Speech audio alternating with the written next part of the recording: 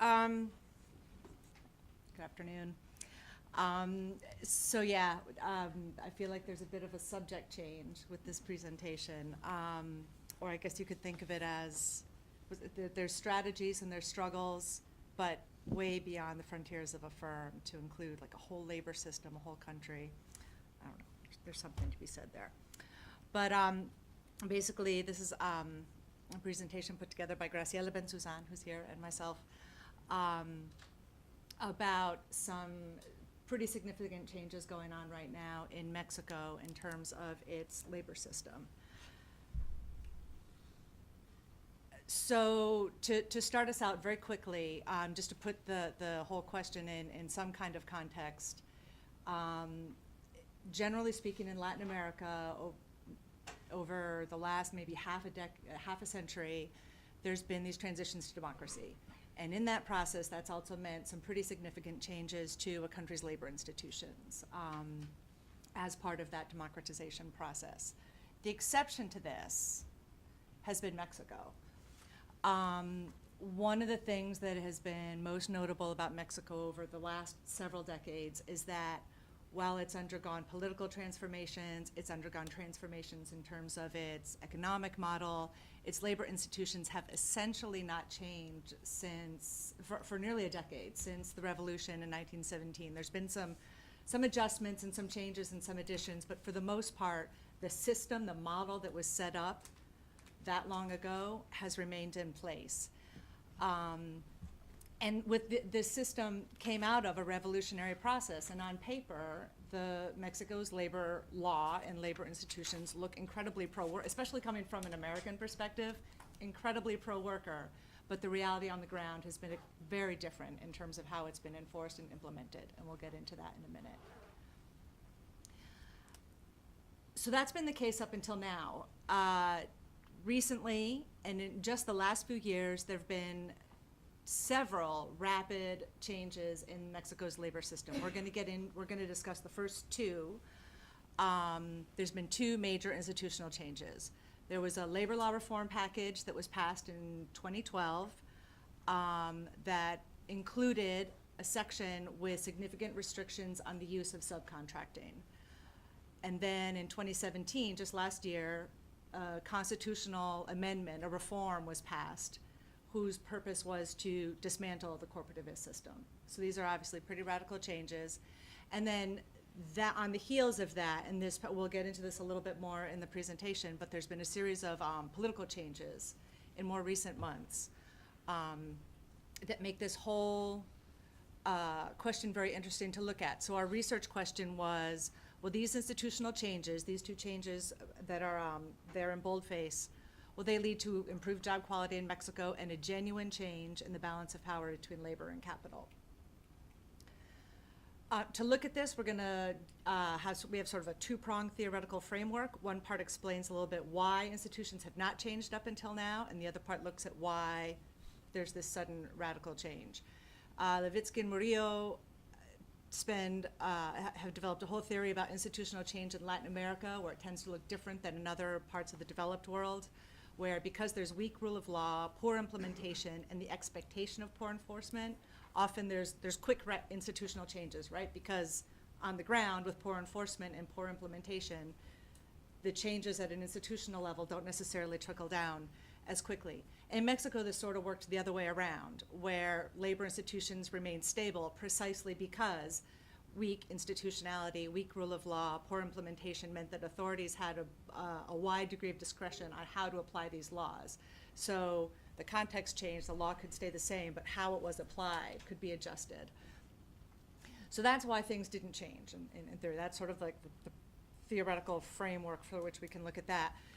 Scartazzini and some of the authors at the Inter-American Development Bank have put together this theory of the political game, which explains why some changes happened quite recently. And this looks at, basically it's a balance, if you're a trade unionist, this is a balance of power approach, right? This is how political actors interact, what their incentives are, what their relative power are, and how this shapes the policymaking process and affects policy outcomes and implementation. So to look at these two changes, first we have the labor law reform package of 2012.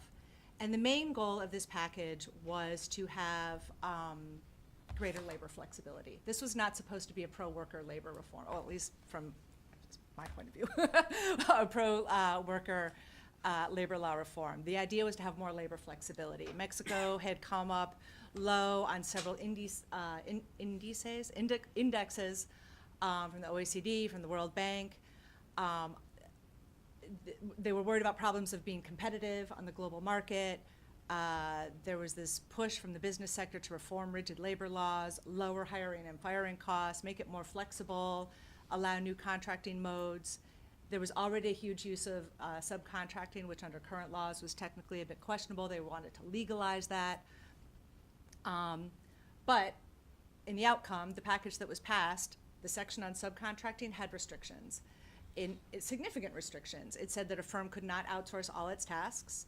It said a firm could not outsource jobs similar or identical to its regular jobs. It said a firm cannot use subcontracting to lower labor costs or to disguise employment relationships. It said it should be reserved for special tasks and a series of other restrictions, which was not necessarily the expected outcome of this package. And so if we look, use the political game to take a look at how this happened. On one hand, you had social actors and left-leaning political parties who were concerned about this push for greater flexibility and greater use of subcontracting. It became sort of a top topic in the media in Mexico. And they were linking it to greater precariousness and all the sort of inferior labor standards that we know tend to go hand in hand with this. And its use had risen in recent years. On the other hand, business and government, while they did want more flexibility, they also really needed to pass a law. This was supposed to pave the way for a much broader series of reforms that the Peña Nieto administration wanted to pass, the whole structural reforms of the petroleum industry, the educational system. And it was sort of widely, sort of common, what do you call it, conventional wisdom was that in order for this package to pass, you needed to have a labor law reform pass first.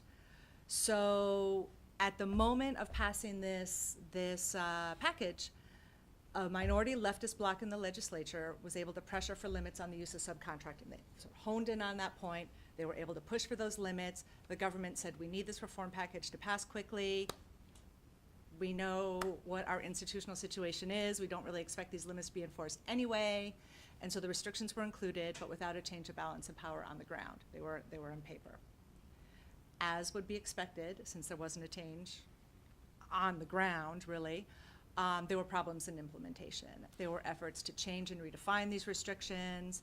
Enforcement was lethargic at best. There were efforts, which we'll discuss a little bit further on, to overturn these restrictions, which were not successful in the end. And really, these reforms are still largely inactive. Subcontracting has grown. But in the process of NAFTA renegotiations, and particularly in the fact that in the incoming government, things are starting to change. And one example is that the member of Congress who actually designed these restrictions is going to be the new Secretary of Labor. So we're seeing some other changes starting to happen. The second large institutional change is perhaps a bigger one, and that is that there was a constitutional reform whose purpose was to dismantle corporatism. Since NAFTA, the corporatist tripartite structure that had existed for wage policy, for the labor justice system, for labor law enforcement, had kind of turned itself on its head and become a system to keep wages low and keep genuine unions from coming in or prevent real collective bargaining. So while the laws were stable, they sort of had a new meaning in practice. And so how it came about that a reform would happen to change this, there'd been national and academic debates for decades about this, about the problems that this was causing. There'd been several complaints lodged with the ILO over the years. The U.S. Department of Labor had been pressuring Mexico for decades to reform its labor justice system, and if the U.S. Department of Labor is pressuring you, you are in trouble. The what is it in English? The Trans-Pacific Partnership. I'm like, I'm used to talking about this in Spanish, I'm sorry. In order to enter into those negotiations, they had to, that process required them to reform their labor system. And in 2015, a US congressional report came out on the lack of democracy and real union representation and a need for genuine sort of structural reform in the labor system, not just including a labor clause as it happened in other trade agreements, but an actual requirement for structural change. So it happened. The main reforms in this constitutional reform, which passed, were perhaps the biggest one is that you had to it requires that the labor boards, the tripartite labor boards, be dismantled and that their functions move over to the judicial branch. Before they had been in the executive branch. This effectively takes the executive branch out of the system, the old corporativist unions out of the system, the business sector out of the process of solving individual and collective labor issues for other bodies. It also requires that there be an autonomous, what they call it a decentralized, autonomous body in place to register unions and collective bargaining agreements. And the constitutional amendment requires that genuine collective bargaining be protected. One of the things it requires is that members vote on their union, that it's like they basically authorize a union to bargain on their behalf before collective bargaining can begin, as a way to keep false unions from simply getting the okay from their employer, let's say, to bargain without the workers knowing about it, which is what's been happening up until now. I'm going to skip that last point because it's better later. Again, how did this happen? Right? This is a pretty dramatic change.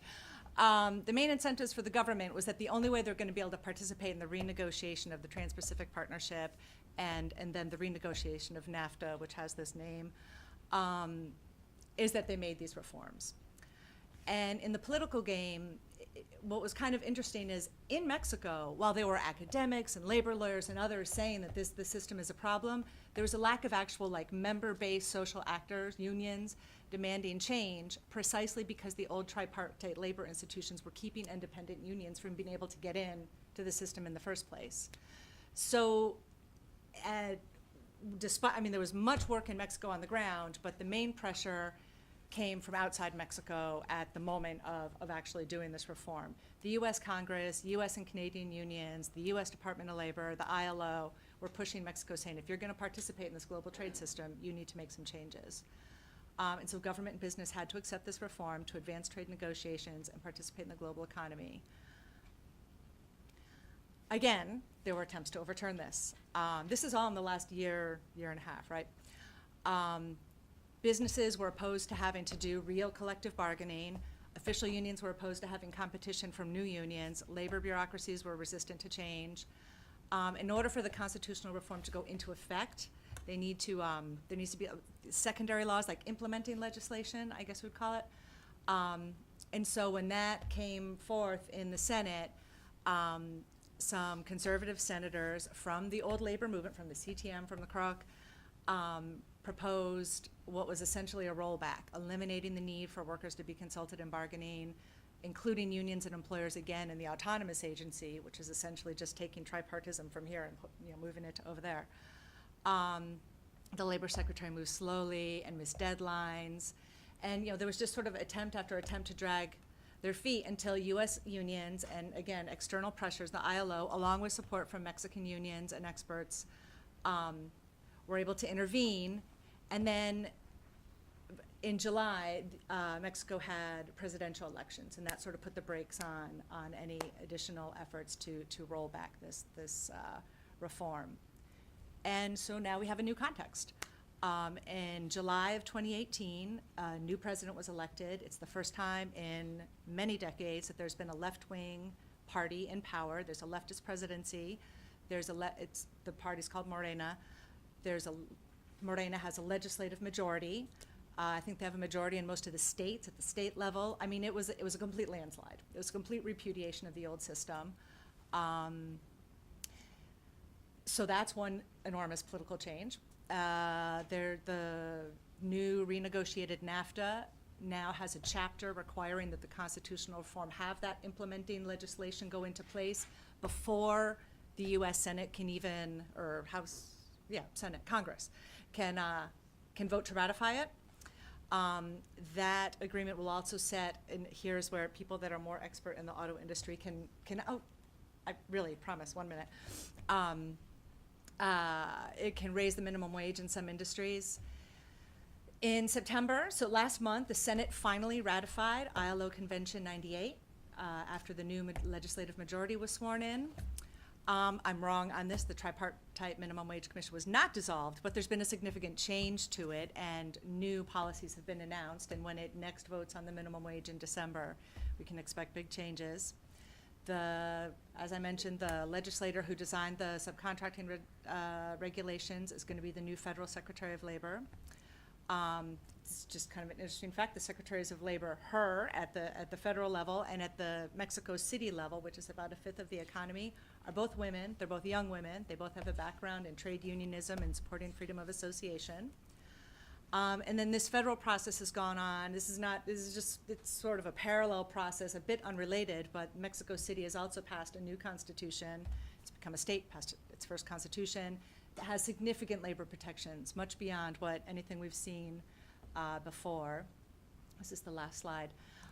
So just to, there's a lot of moving parts all of a sudden, and this is a really big change. So just to quickly summarize, Mexico's had this context of a weak rule of law and huge discretion in how laws are enforced, which has meant that laws haven't changed. The employer wants something different, they simply enforce the law differently. The government goes along with it, the unions go along with it. This has meant things have been stable, but it's also not meant anything good for workers on the ground. Those same factors meant that perhaps somewhat carelessly, business and government actors allowed some of these reforms to pass, probably not expecting them to be implemented or expecting to be able to roll them back. And then, and they were responding to pressure from the outside and other priorities in terms of wanting to pass structural reform packages and other things, and they just said, oh, we'll fix this later.